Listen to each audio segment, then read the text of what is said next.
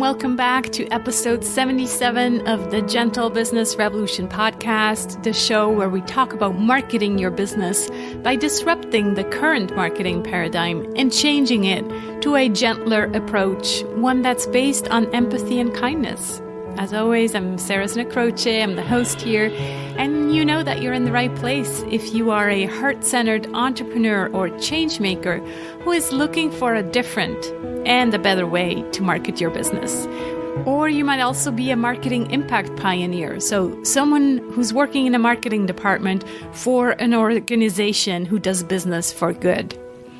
Today is day 4 of our special week here on the Gentle Business Revolution podcast, a week to celebrate kindness. And it's also the official worldwide Random Acts of Kindness week.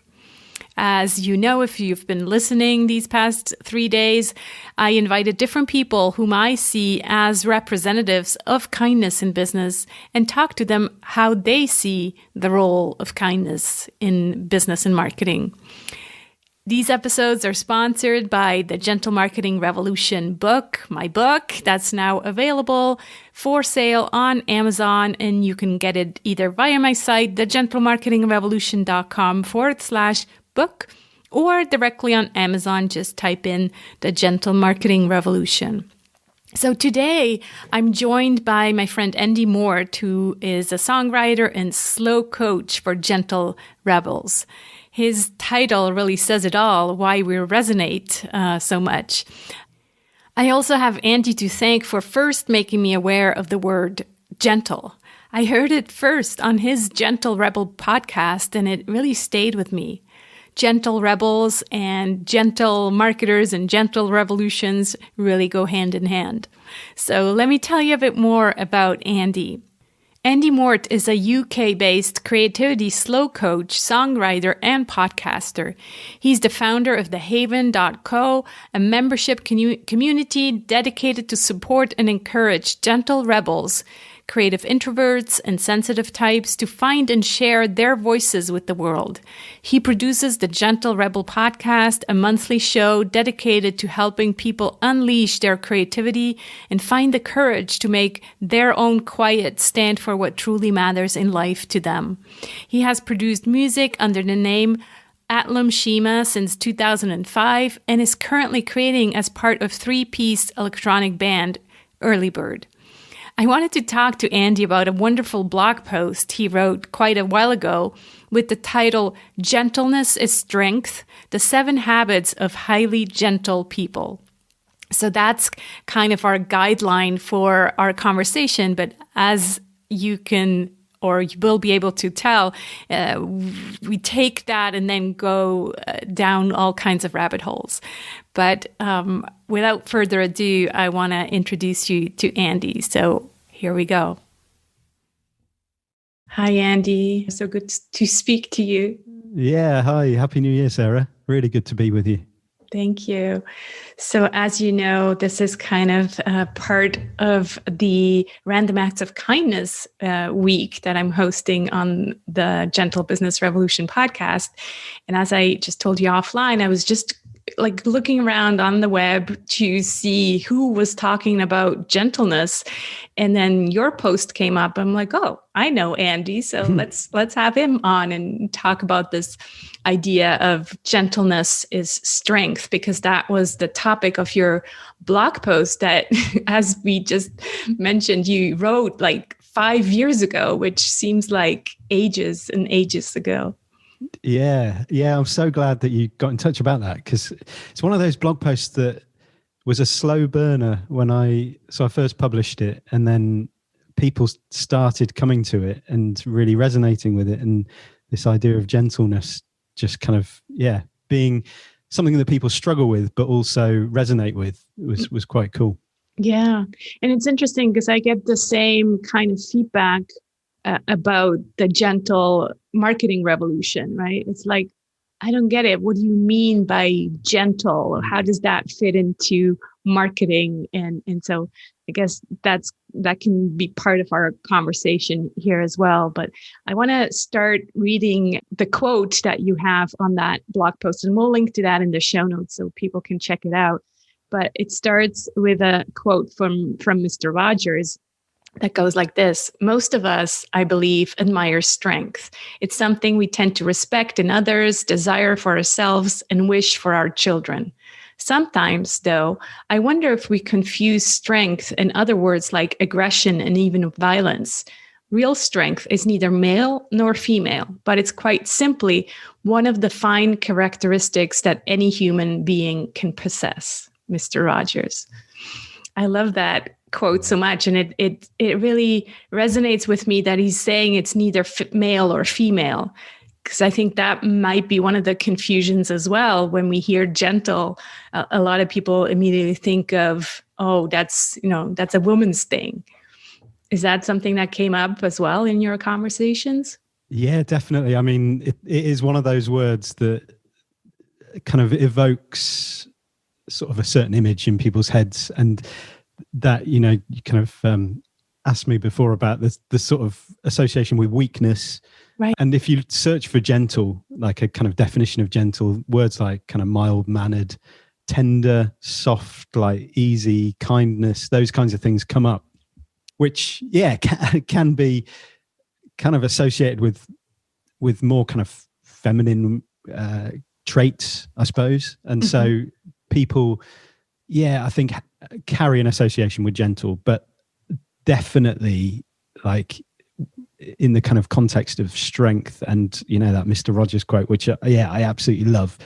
It's kind of like actually gentle strength's true strength. And it's like just the strength of life itself. It's like I often kind of think of trees as a great metaphor for the way that we are as humans, and like the kind of rooting and the growth and the reinforcement of branches as kind of winds kind of batter them and stuff like that. And strength's just something that grows over time. And that kind of idea of aggression and violence. And I think the kind of that masculine idea of strength as a physical thing, as a almost a domination thing, trying to like control parts of our environment and stuff like that, is kind of the opposite of how I think of gentle strength, which is, you think of the branch is able to flex, it adapts, it is kind of like it bows to the kind of forces around it. The wind kind of moves it, but in so doing, it develops tension wood, which is how it then strengthens itself for kind of future winds, future storms and stuff. So yeah, I'll tell you, it's a whole mix.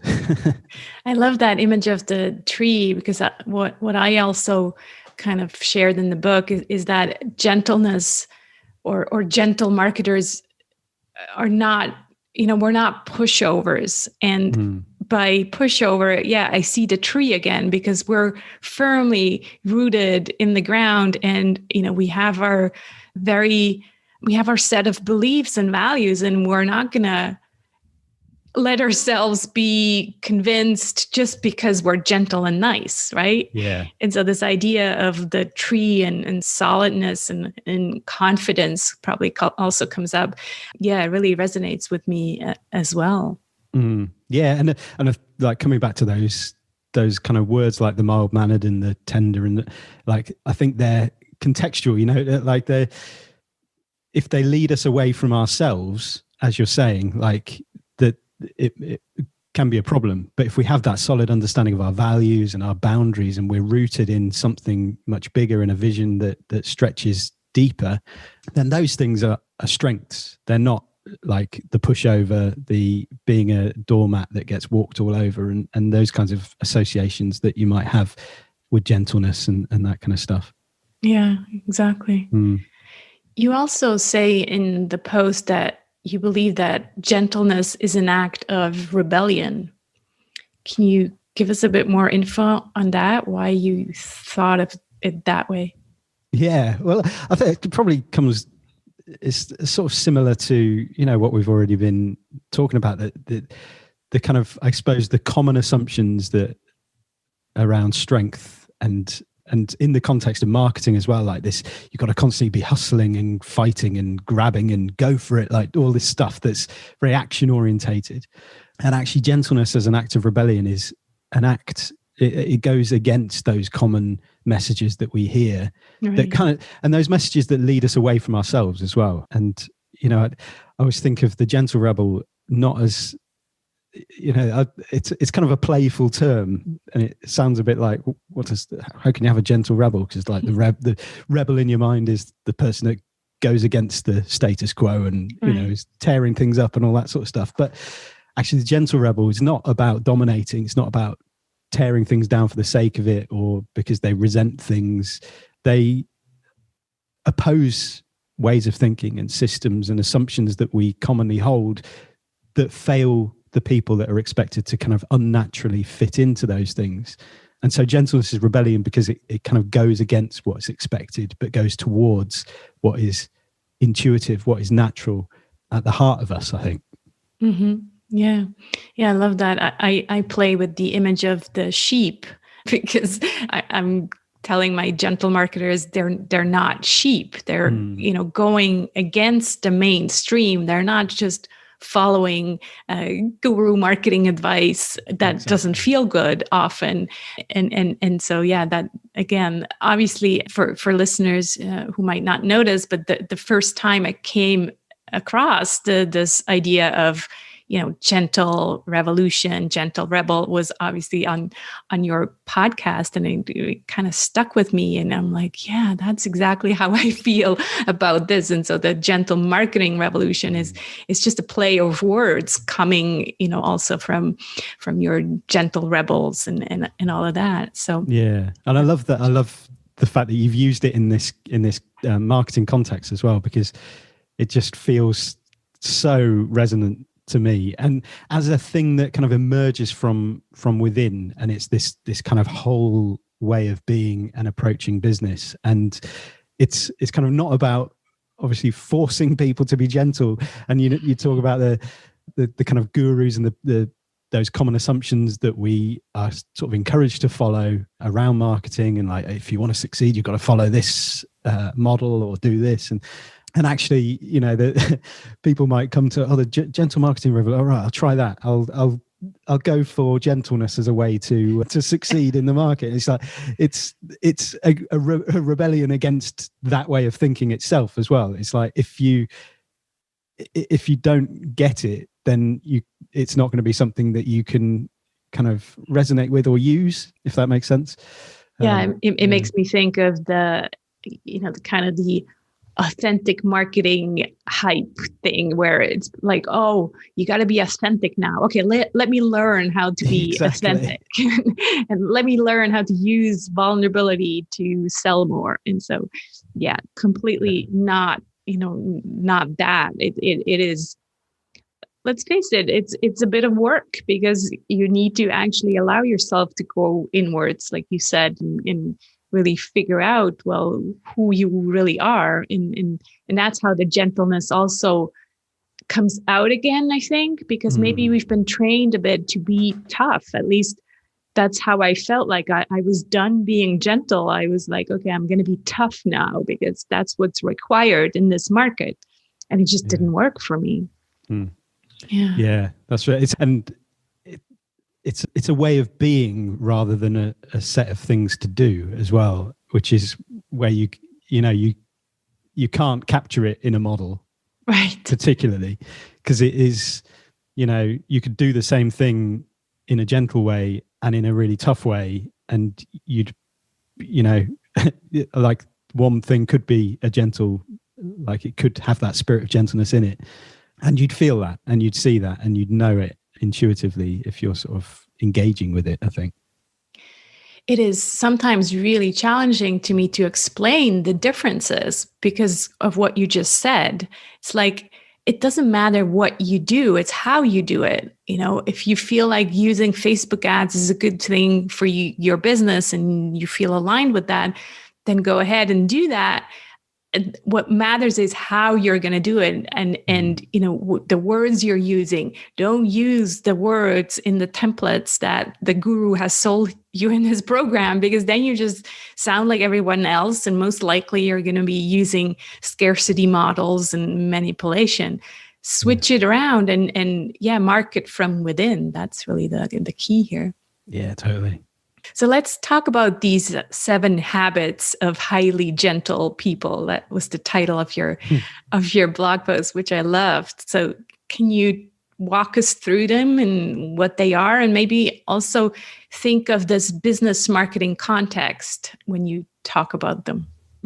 Yeah, sure. So, I mean, when I sort of wrote it first, I think the end of 2014, around 2015, and it was in the context of embracing a gentle core and avoiding the pitfalls of mindless aggression and violence in any given situation. So it was kind of, I can't remember exactly what I was probably responding to something that was going on in my life at the time, but right. It was, I can't remember exactly what that was. But the first one was just remaining conscious of your feelings. So observing kind of what your natural inner emotional reaction to the thing, and just letting that occur without judging it, without, trying to push it away.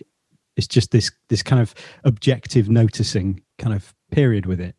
And in a marketing business context, like, you can do this, I think, with how you feel about either doing a certain thing, so approaching something in your business in a certain way, or being marketed to as well by somebody else in a particular way. Like, what's your initial emotional reaction to that thing? What does it do instinctively to you at that emotional level? And just to kind of sit with that, just to notice it, to observe it, not to do anything with it at first. And then the second habit is to use the space between the stimulus and the response, which is, I think, is one of the habits of highly effective people, Stephen Covey's renowned book. But like, just putting that space between that reaction, that emotional reaction that you have, and the thing that you do as a result of it. So having observed it, you can choose what you do with it, how to process it. Maybe it's going to be a difficult conversation, like addressing things at the source. Maybe it's just, right, I need to take myself out of here, go for a walk, do some exercise, create something, or just have a chat with someone outside of that context.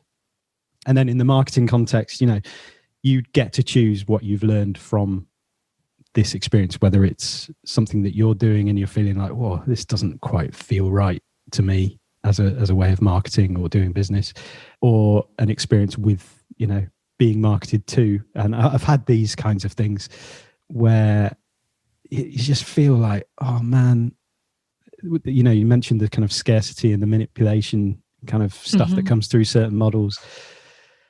And you just feel that instinctive like repulsion to it, or like, I don't know. You just don't resonate with it.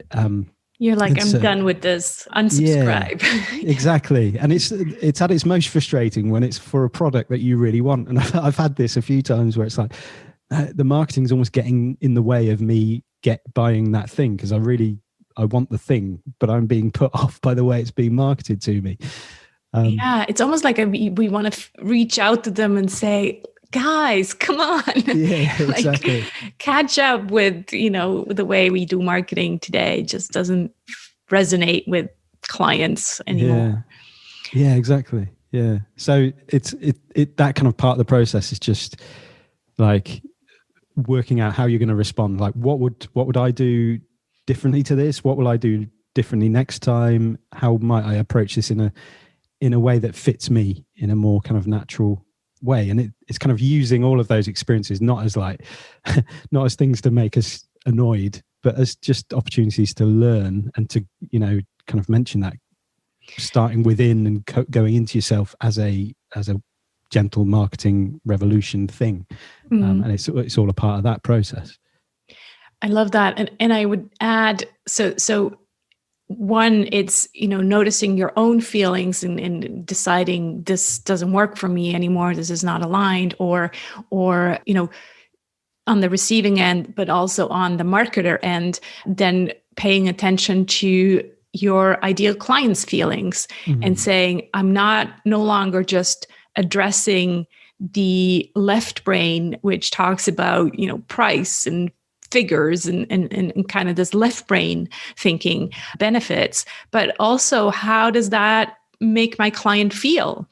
So really also, since we're talking about gentle marketers, we can assume that they also want to work with gentle souls, gentle rebels, right? And so also paying attention to what you put out and how you want your ideal clients to feel when they're reading your things. Because more and more, I think we're going towards this age where it's no longer just the left brain making decisions, but it's also the right brain saying, how does that make me feel?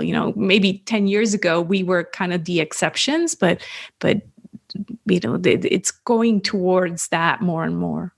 Yeah, that's a really good point. And yeah, just kind of embodying that whole part of the process of like experiencing what you're putting out through how it's being felt, how it's changing, or, kind of shifting a person emotionally. I can't remember. Was it you that was talking about how you, I think it was. It's in your book, isn't it? Where you talk about if you use scarcity tactics and you bring people in feeling inadequate and all of that kind of stuff into interacting with your business, then that is how they're going to interact with your product, with your service, with things from there on in.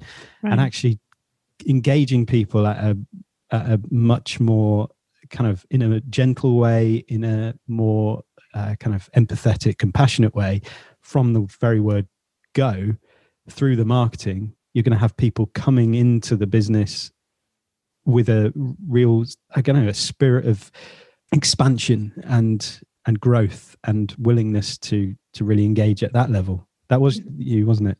Yeah, exactly. Yeah. Yes. Yeah. So this idea of not, pushing or convincing people to buy out of fear, because like you said, then you end up with these clients who are contracted. You used expansion. So that's exactly how they will feel. They will feel contracted and won't get the results that you're actually wanting them to get. And so it's like this vicious circle, because then you need to hustle and hustle and hustle over and again, over again. Yeah. Yeah. And it's that almost that sense of, right, we've got to get them into the business as fast as possible through the marketing process. And then actually so often, and it's the case with a lot of my stuff, it's people's commitment to things over time that's going to make the biggest and the deepest transformation. So if you're looking for quick wins, then you're not going to find that necessarily through the process that you need to engage with for those deep transformational experiences. Yeah. And so you've got, it's an uneven seesaw essentially, where you're bringing people in as fast as possible, and then they're going to expect quick results. But actually that's not the way that most good services work. It's about sort of engaging at a slower and more rhythmic and just better paced. Exactly. Yeah. And I love your title, slow coach for gentle rebels. So exactly. And I think towards the end of the book, I kind of talk about that there might be a slow transition to gentle marketing, because also if you have trained your clients to, for that quick fix kind of quick results attitude, then these might no longer be your ideal clients. So it's a slow transition towards this other way of marketing. Yeah, and that's a really important, sorry, just to pick up on that, like it's a really important thing to reinforce for people who are making that transition to a different type of marketing, is the gentleness needs to kind of be at the heart of that transition, and with yourself as well, as you kind of change the way that you maybe kind of operate in that sense. It's gentleness needs to permeate and be through everything. So true. And that probably has something to do with the third point of the 7 habits, which is allow yourself to care. And what I thought of here is also self-care, but tell us what you had in mind when you wrote that? Yeah. Well, I'm not really sure, but I think to me, it's that sort of, connecting with your values and connecting with how they speak to you within the context of the world around you and other people and all that kind of stuff. And like, I think our care and our concern underpins our sense of purpose. And so, that's at the core, obviously, like in business, it's about so much more than money. It's about helping shift humanity in a better direction as far as you see it. And it's making that impact like step by step, little by little. And yeah, absolutely. I think the self-care element is a part of this as well, where if you're being rough with yourself or tough with yourself, or you're kind of beating yourself up because you're not in some place that you aren't, then that is going to be like, that's going to come out of your business, through your business. And I think that is at the heart of that scarcity stuff, where if we feel inadequate or like we are not like in the place we want to be, and that's kind of expressing itself in quite, I don't know, self-abusive ways, then that is going to show up through the entire business and through the relationships that we build with potential customers and that kind of stuff. And I always think, gentle marketing it's not I do this in order to like get more clients. It's I do this because it's who I am. And that, when that's at the heart of the way that we operate, that kind of expansion, that space that we've talked about is there. And that win-win-win idea that you talk about in the book, which, the win for ourselves, the win for our client, the win for the world. I think that's there, that's really important.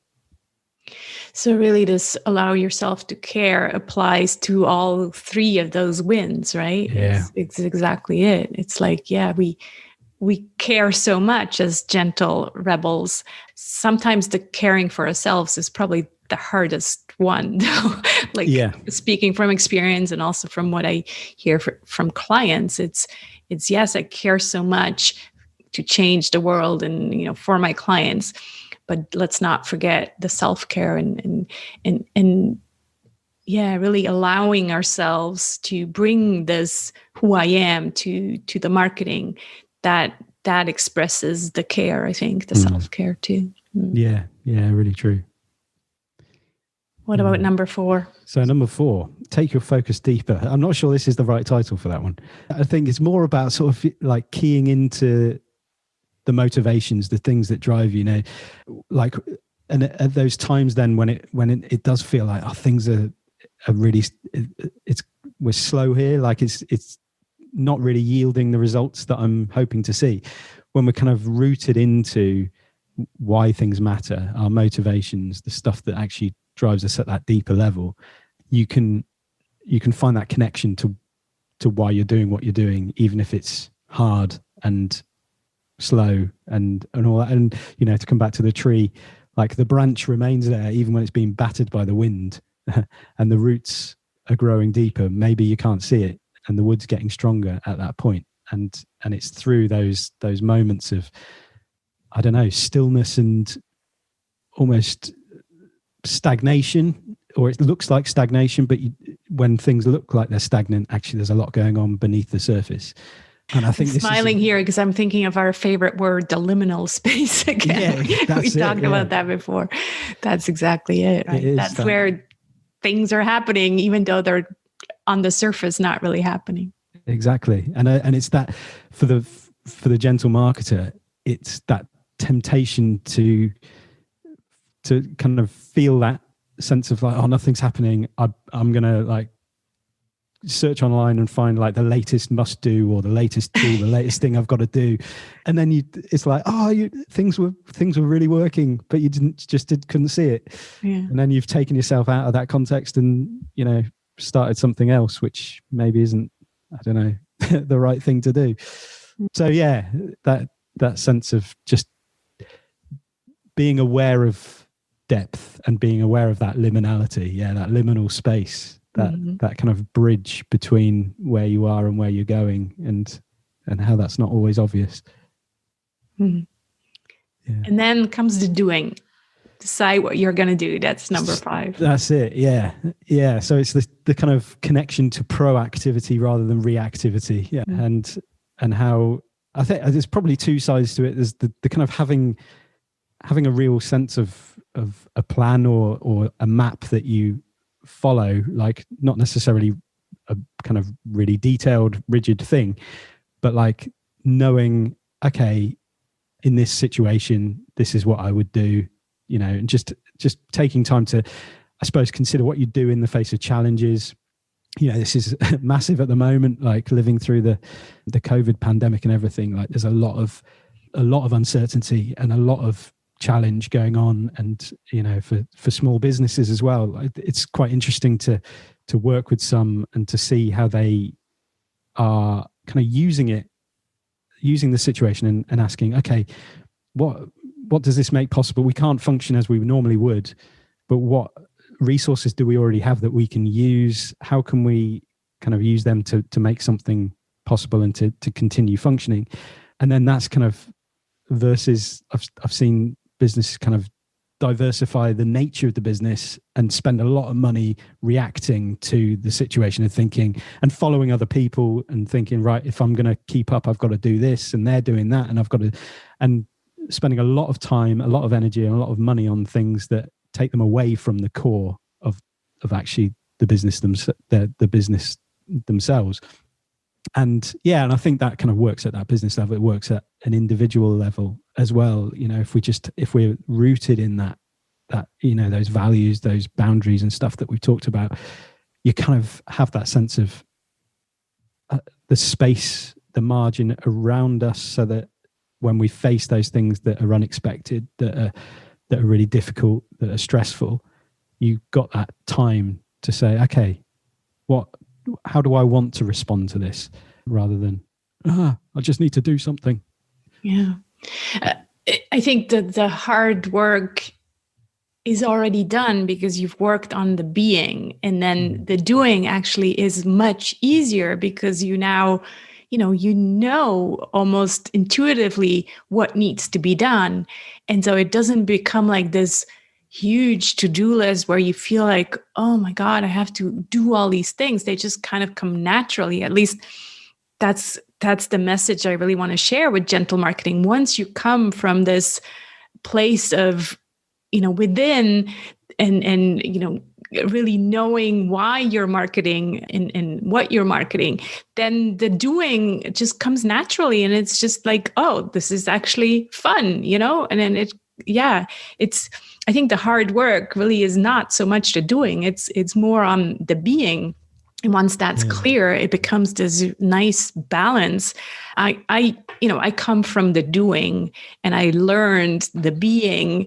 The doing is, to me, just the being. Like some other concepts talk only about the being, and then just wait and things will come. That's not how I personally see things. I still think there is some doing required, but it doesn't have to be like hardship. It doesn't feel like you can do things still in the flow, because now you know why you're doing them and you know how to be. And regarding what you said about, the crisis and all of that, I think if you come prepared and you have worked on all of these things, whatever pandemic comes our way, we're like, oh, this, I got this. Yes, it's, obviously it's not going to be maybe, the same level of income than previous years, but I know who I am. I don't feel like I'm attached, or my value is not in, respect to how much money I bring in. And so these are important concepts that if we don't have them, then we feel like we have to always do more in order to be more. Yeah, that's such a good point. Such a good point. And it's quite a difficult thing to talk about, like the kind of idea of being, because it's very difficult to measure. And it's one of those things that I've become better at being aware of through kind of journaling, through looking back at, and feeling like I'm interacting with this current situation differently to how I might have done 10 years ago. Right. And actually so the beingness is something that just sort of emerges, and you can't pin it down and measure it as like, yeah, well, I did that this many times, therefore I'm being better or whatever. Whereas doing is very measurable. You can say, I did this, I did that, I did whatever. Yeah. And as you say, it's when the doing comes out of the being, it's that kind of, I suppose, the considered, the plan, the map, the values that you're rooted in, the actions that feel good at that soul level. And it's like, no, I know that I am acting from a place of abundance and being, right, as opposed to reacting to whatever it is that's kind of the latest threat that's flying through the air. All right, let's move on to point number 6 and then 7. What's 6? Okay. 6, follow up with anyone else affected. So, yeah, I mean, like, again, I don't know where this was when I first wrote it, but like rereading it now, like it really speaks to this idea of like, you know, not jumping to conclusions about other people's, you know, motivations and backgrounds and desires in any given situation, to be compassionate, to assume the best,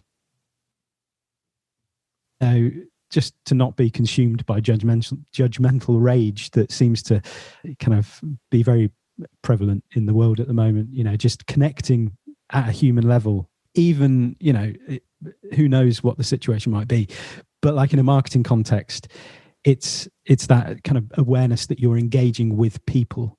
You're not engaging with numbers or demographics, even though like on your screen, you see numbers, you see demographics, you see percentages, all this sort of stuff. Each of those numbers represents a real person. And the say, like, you know, we mentioned earlier, sort of being frustrated by the marketing methods of other people. And, you know, you just want to get in touch with them and say like, don't do it like this, do it differently.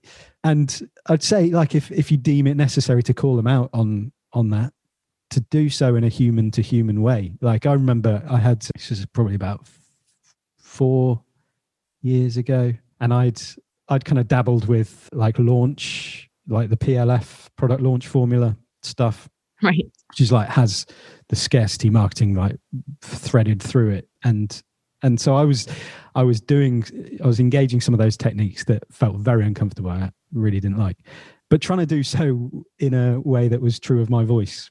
But I remember getting an email from someone that was it was like scathing, and it just really tore me a new one.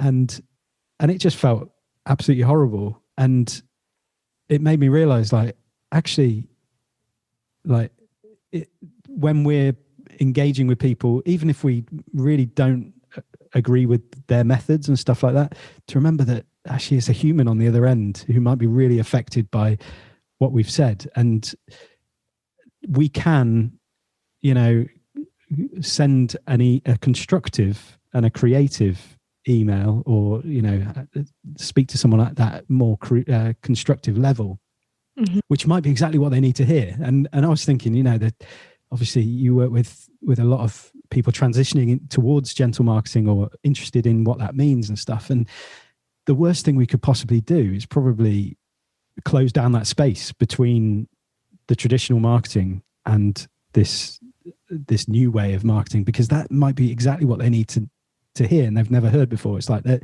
you don't have to do it that way. And that's exactly what I would have loved to have heard at the time, because and it could just turn you off completely and it could destroy you. Yeah. That is so important, Andy. I think really to not use, you know, gentle marketing as now this thing where we're going to shame other marketing methods that are maybe, you know, according to our standards now, not as gentle, because you just, you know, shared a story where you've been there. I shared many stories in the book where I've been there, and there's no shame in that. It's just like, it's part of the process almost. It's like, let me try if this works. And you probably instinctively knew, oh my God, that just doesn't feel completely right. But if this person would have told you, Andy, that really doesn't sound like your usual self. It's like, I really appreciated the other emails. This one doesn't feel as good.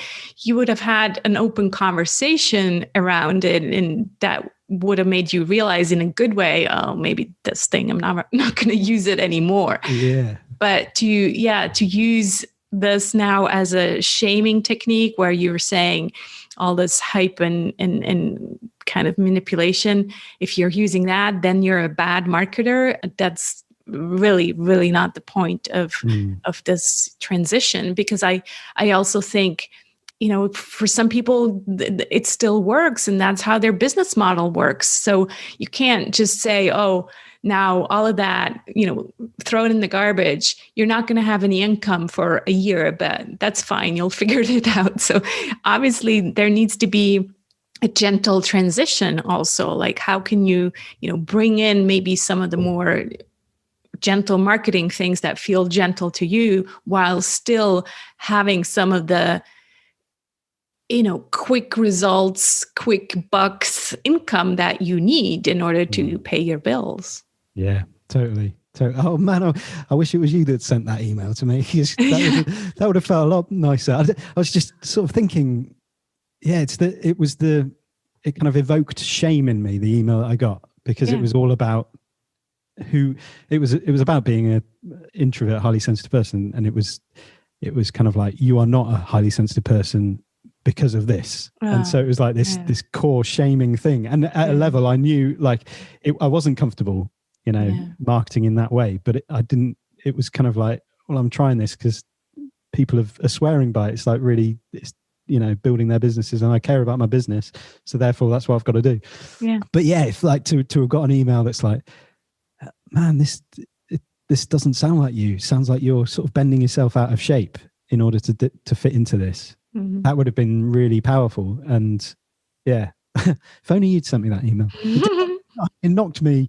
It did knock my confidence massively to the point where I think I'd cut the entire campaign then, right, and just wallowed around for a little while. So it was not constructive by any stretch of the imagination. But yeah, that kind of feeds into the seventh habit, which is recording your experiences.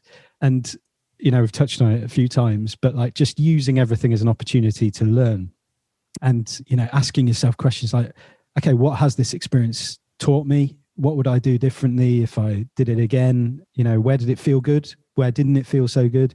And just kind of constantly kind of going through that process of like, okay, picking things up, putting things down, and just seeing, again, in the marketing context, seeing everything as it's all experimenting. It's all a process of learning.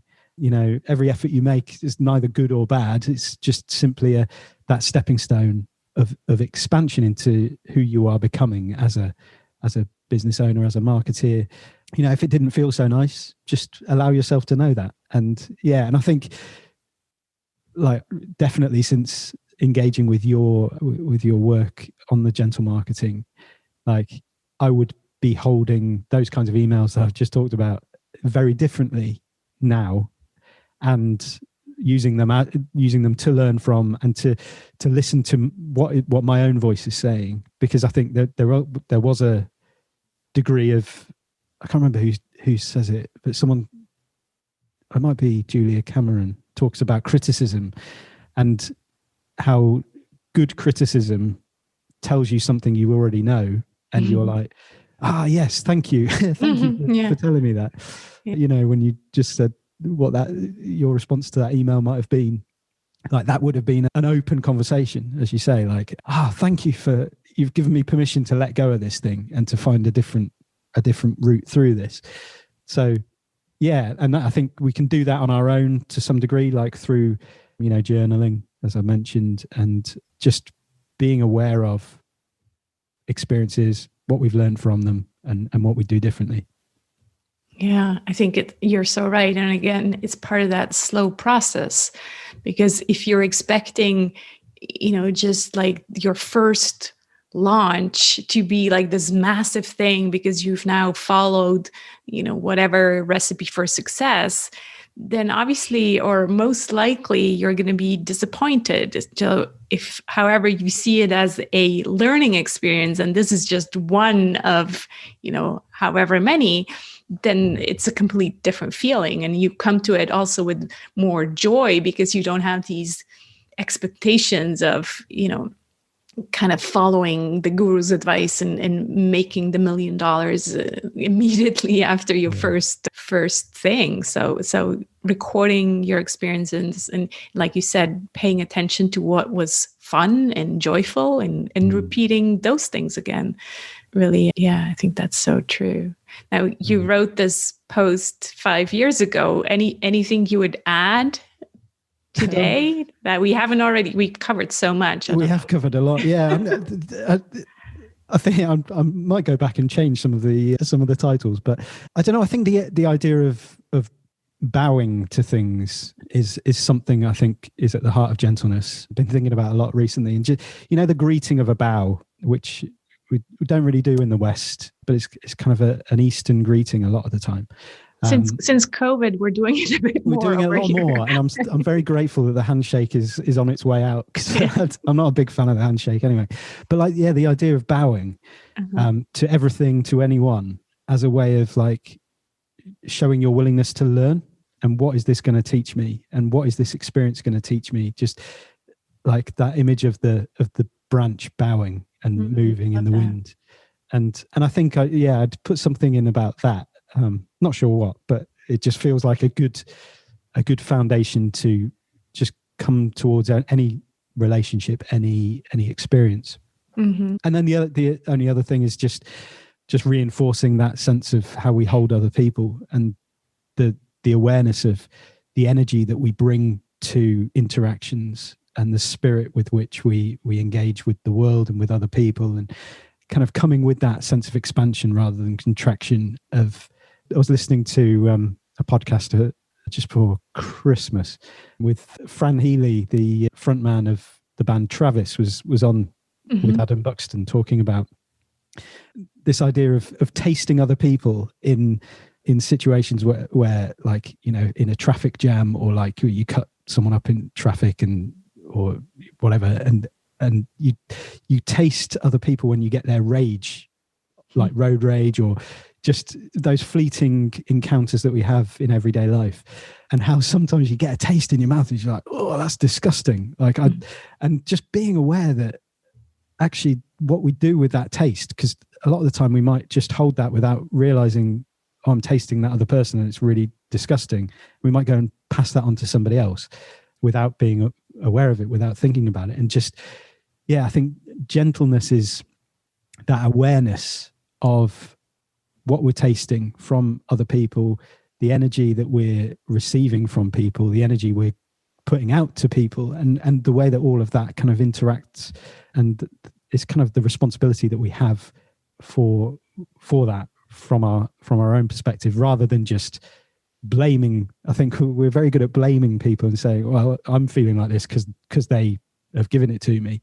And actually just being like, yes, that person did make me feel like that tasted disgusting when I got cut up in traffic this morning, but now I'm going to choose what I do with that. Might be, walk it off, dance it off, create something, talk to someone, just air, like so much of the time, just airing something by speaking it out loud is enough to like make it dissipate as a feeling. And that kind of stuff.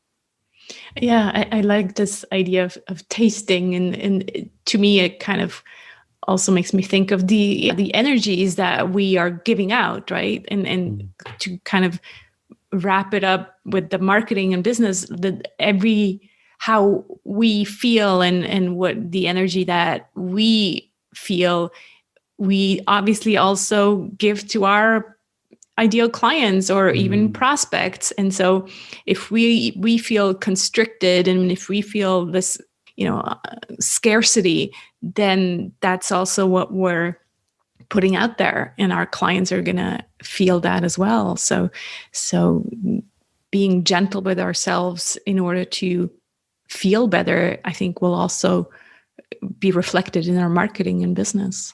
Yeah, absolutely. This has been such a delight to talk to you as always, Andy. Please do share where people can find you and how you work with people as a slow coach for gentle rebels. Yeah, sure. I mean, best place to find me is my website, andymort.com. And yeah, I'm on social media, Twitter, Instagram, Facebook, and YouTube are the main ones. And yeah, I do kind of got a variety of things I do. So one-to-one coaching with people. Yeah, Gentle Rebel Creative Shift coaching, where I know slow coach is often used as an insult, which it's kind of a brave thing to put on my site as what I am. But yeah, it's again that rebellious thing against the kind of urgency and the busyness that we are so often drawn into in the modern world. And I think pace and rhythm are really at the heart of gentleness, and kind of just finding that gentle, intentional, steady beat at the heart of our lives that is our natural pace can be the root of massive shifts that can occur in our lives and in our businesses over time. And so, yeah, help people on a one-to-one basis do that. And then also I run a membership community called The Haven, the-haven.co, which is, kind of ongoing courses, community, and we look at 9 themes each year. And so again, that idea of seasonal cycles and tree growth and that kind of stuff is at the heart of the way I structure that, where we kind of go into the same themes year on year, and the kind of rooting and the growth happens and builds, and that's the kind of heart of that. Yeah. So I love that. Like most memberships, it's like, how much content can you stuff in there? And, more is better. And oftentimes people just feel completely overwhelmed with all the options. So I love your focus on just nine themes. Yeah. Yeah. Thanks so much, Andy. I feel so privileged to have had this chance to talk to you and have you on during this Random Acts of Kindness week. Thanks so much. Oh, it's wonderful, Sarah. Thank you so much for inviting me. It's been lovely. Thank you. I hope you enjoyed this other conversation around kindness and got some inspiration, maybe a few things you can change to take it slower in 2021. Please check out Andy's website at andymort.com, as well as his Gentle Rebel podcast. 3 more things before you leave. Again, I think by now you know that my recent book, The Gentle Marketing Revolution, is the sponsor and kind of the, typically introverted behind the scenes star of this special week about kindness. So if any of the things that we discuss here on this podcast or during this special week resonates with you, I'd love for you to get the book over at Amazon.com or thegentlemarketingrevolution.com/book. It's also on that page that you'll find tons of resources if you buy the book, but I'll tell you right now, they're also available if you don't buy the book. So just go over there, see if it resonates, and then yes, if you do buy the book, then you get an extra bonus star from me. The second thing is that every day I'm also sharing 2 random acts of kindness that you could try out. So these come from the randomactsofkindness.org website, where they have amazing resources around this topic of random acts of kindness.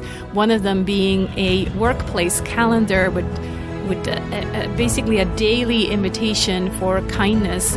And so today's random acts of kindness are: first, use the phrase, "I haven't thought about it like that before," more often. So I love this phrase because it basically invites you to have different opinions. And then you, instead of going rah, rah, rah, you pause and say, "I hadn't thought about it like that before." So I'm going to try to practice that in my most closest relationship, and that's with Tony, my husband. So let's see how that goes. The second random act of kindness would be: remind your kids how proud you are of them. And then if you don't have kids, tell your team members how much you appreciate them, or your partners, or whomever it might be. But sharing appreciation is so kind and so appreciated from the others as well, right? And then the third thing, finally, in order to apply for the free year-long Gentle Business Circle membership, please leave me a voice message at sarahsanacroce.com/ask and tell me why you'd like to join the circle and why you'd like to be considered. And if you haven't don't know the details about the circle, you can always go check it out at sarahsanacroce.com/circle. And I'm giving away one free membership each day during this week. And the first message I'll get wins. So don't forget to leave me also your name and email so that I can actually contact you. Thank you so much for tuning in today. You'll find the show notes with all the links at sarahsanacroce.com/GBR77. And tomorrow I'm back with an interview with one of the co-founders of the amazing randomactsofkindness.org website, the lovely Brooke Jones. So I really hope to connect with you again tomorrow. Let's be the change we want to see in the world. Speak soon.